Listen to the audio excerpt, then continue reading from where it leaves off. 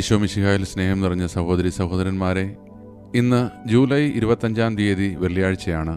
ഇന്നു നാം വിശുദ്ധ യാക്കോബ് ശ്ലീഹായുടെ തിരുനാൾ ആഘോഷിക്കുന്നു.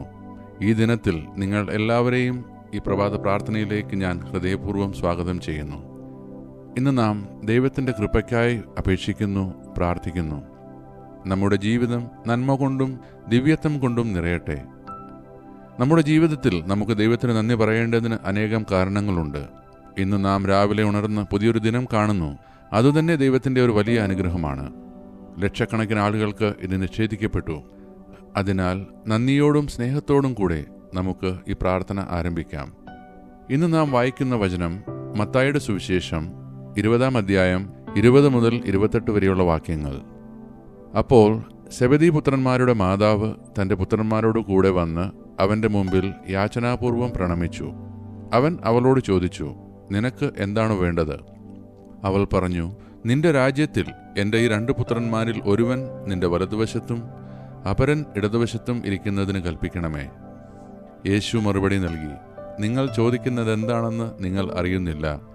എന്നാൽ എൻ്റെ വലതുവശത്തും ഇടതുവശത്തും ഇരിക്കാനുള്ള വരം നിങ്ങൾക്ക് നൽകേണ്ടത് ഞാനല്ല, അത് എൻ്റെ പിതാവ് ആർക്കുവേണ്ടി സജ്ജമാക്കിയിരിക്കുന്നുവോ അവർക്കുള്ളതാണ്. പ്രിയരെ, ഈ വചനഭാഗം നമ്മെ താഴ്മയുടെയും എളിമയുടെയും വഴിയിലേക്ക് ക്ഷണിക്കുന്നു. സെബെദിയുടെ പുത്രന്മാരുടെ അമ്മ തൻ്റെ മക്കളുടെ ഉന്നത സ്ഥാനത്തിനായി യേശുവിനോട് അപേക്ഷിക്കുന്നു. പക്ഷേ യേശു പറയുന്നത് വ്യത്യസ്തമാണ്.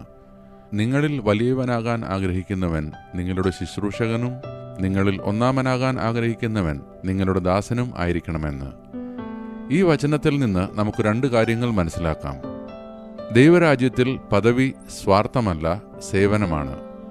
യേശുവിൻ്റെ മാതൃക അനുസരിച്ച് വൃത്തികെട്ട അധികാരമല്ല നമ്മളെ ഉയർത്തുന്നത്, മറിച്ച് താഴ്മയും എളിമയും സേവനവൃത്തിയും തന്നെയാണ്.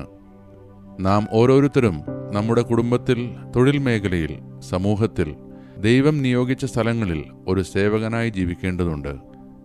ദൈവം നമ്മളെ വിളിക്കുന്നത് പെരുന്നാൾ കിരീടങ്ങളിലേക്കല്ല, പക്ഷേ സ്നേഹത്തിലും സേവനത്തിലുമുള്ള സമൃദ്ധിയിലേക്കാണ്. പ്രിയരെ, ഇപ്പോൾ നമുക്കെല്ലാവർക്കും നമ്മെ തന്നെ ദൈവകരങ്ങളിൽ സമർപ്പിച്ചുകൊണ്ട് ഒരുമിച്ച് പ്രാർത്ഥിക്കാം. സർവശക്തനായ ദൈവമേ, നിന്റെ സ്നേഹത്തിൽ ഞങ്ങളെ ചേർത്തിരിക്കുന്നതിനും ഇന്ന് ഒരു പുതിയ ദിവസം നൽകുന്നതിനും ഞങ്ങൾ നിന്നെ ഞങ്ങളുടെ ഹൃദയത്തിൽ നിന്നും സ്തുതിക്കുകയും നിനക്ക് നന്ദി പറയുകയും ചെയ്യുന്നു. ഞങ്ങൾ ഞങ്ങളുടെ കുടുംബങ്ങൾക്കും ഞങ്ങളുടെ മക്കൾക്കും വേണ്ടി പ്രാർത്ഥിക്കുന്നു. ഞങ്ങളുടെ കുടുംബങ്ങളെയും കുട്ടികളെയും നീ അനുഗ്രഹിക്കണമേ. ഞങ്ങളുടെ ഉള്ളിൽ എളിമയും സേവന ഹൃദയവും വളരട്ടെ.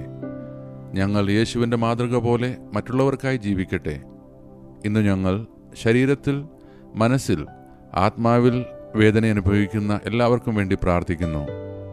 എല്ലാവർക്കും യേശുവിൻ്റെ പരിശുദ്ധ നാമത്തിൽ സൗഖ്യം ലഭിക്കട്ടെ. ഉപേക്ഷിക്കപ്പെട്ടവർക്കും ദുഃഖിതർക്കും ആശ്വാസം നൽകണമേ. ലോകത്തിലെ എല്ലാ നേതാക്കളെയും നീ ജ്ഞാനത്താൽ നിറയ്ക്കണമേ. അവർ സമാധാനവും ഐക്യവും നിലനിർത്താൻ വേണ്ടി ജോലി ചെയ്യട്ടെ. എല്ലാ യുദ്ധങ്ങളും അവസാനിക്കട്ടെ.